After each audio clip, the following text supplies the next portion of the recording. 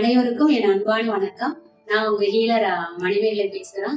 Like subscribe செய்து வாழ்த்துக்கள் மற்றும் கருத்துக்கள் தெரிவித்த என்னுடைய ஃப்ளவர் ஃபேமிலிக்கும் மற்றும் உங்களுடைய அன்புக்கும் ஆதரவுக்கும் என்னுடைய மனமார்ந்த நன்றிகள்.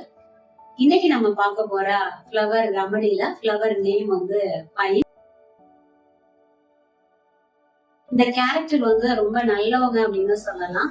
ஏன்னா ஃபேமிலியா இருக்கட்டும், ஒர்க் பண்ற இடமா இருக்கட்டும், மிஸ்டேக் ஆர் எரர் ஏதாச்சும் நடந்துருச்சு அப்படின்னா இதுக்கு தான் காரணம் அப்படின்றத அந்த தவறை வந்து ஒத்துக்குவாங்க, ஏத்துக்குவாங்க. அவங்க சைடு சம்டைம்ஸ் மிஸ்டேக் இல்லாம கூட இருக்கும்.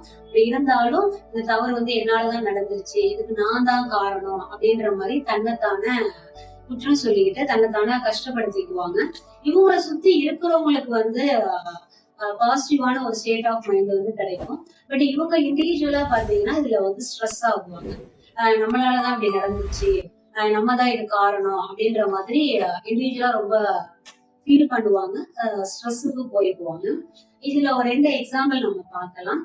ஒரு டேபிள்ல வந்து ஒரு டீ கொண்டு வந்து வைக்கிறாங்க அப்படின்னா, இந்த பைன் கேரக்டர் இருக்கிறாங்க அப்படின்னா அந்த டீ கீழே ஊத்திருச்சு அப்படின்னா அதுல என்ன பண்ணுவாங்க, இந்த கேரக்டர் வந்து என்னாலதான் அப்படி ஆயிடுச்சு, நான் தான் வந்து கவனமா வச்சிருக்கணும், நான் தான் கையில கொடுத்துருக்கணும் அப்படின்ற மாதிரி ஒரு குற்ற உணர்ச்சியிலேயே இந்த மாதிரி ஃபீல் பண்ணுவாங்க. இது வந்து ஒரு சிம்பிளான ஒரு ஸ்டேட் ஆஃப் மைண்ட், நிறைய எமோஷனல்ஸ்.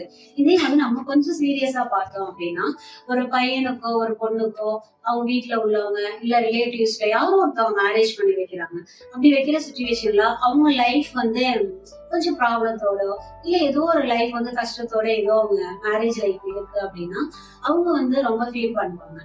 நான் தான் மேரேஜ் பண்ணி வச்சேன், இப்ப அவங்க லைஃப் வந்து என்னாலதான் அப்படி ஆயிடுச்சு, அவங்க சந்தோஷமா இல்ல, ஒத்துமையா இல்ல, அவங்க பிரிஞ்சு போயிட்டாங்க அப்படின்ற மாதிரி அவங்க குற்ற உணர்ச்சியில தான் காரணம் அப்படின்ற மாதிரி அவங்க ரொம்ப தன்னைத்தானே கஷ்டப்படுத்திக்கிட்டு இருந்துக்குவாங்க. இது வந்து நாளடைவுல என்ன ஆகும் அப்படின்னா அவங்களுக்கு ஓவர் ஸ்ட்ரெஸ்ஸுக்குள்ள போகும்.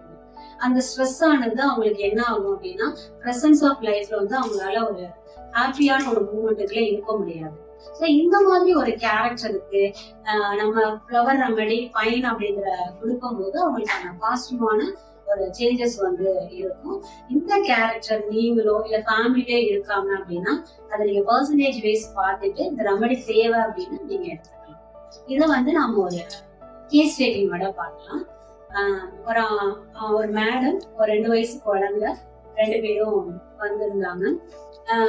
அந்த அம்மா வந்து என்னோட குழந்தைய வந்து கவனிச்சுக்க முடியல, நான் வந்து ஒரு பார்ட் டைமா நான் ஒர்க் பண்ணிட்டு இருக்கிறேன், அதனால எனக்கு குழந்தைய வந்து கவனிச்சுக்க முடியல. 2வது வந்து அடிக்கடி குழந்தைக்கு வந்து உடம்பு முடியாம போயிட்டே இருக்குது, எனக்கு வந்து ஒர்க் பண்றதுனாலதான் என் குழந்தைய கவனிக்க முடியலன்ற மாதிரி எனக்கு கொஞ்சம் ஃபீல் ஆகுது, நான் தான் காரணம் அப்படின்ற மாதிரி எனக்கு கொஞ்சம் ப்ராக்டிகலா ஸ்ட்ரெஸ் ஆயிட்டு இருக்குது.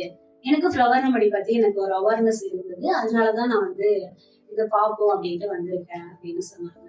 இப்ப அந்த பார்ட் டைமா ஒர்க் பண்றது உங்களுக்கு எந்த அளவுக்கு பினான்சியல் நீடு இருக்குது அப்படின்னா கேட்கும் போது அவங்க வந்து இந்த அமௌண்ட் வந்து எனக்கு ஒரு சப்போர்ட்டா இருக்குது, என்னுடைய குழந்தைக்கு தேவையானதை நான் செஞ்சுக்க முடியுது.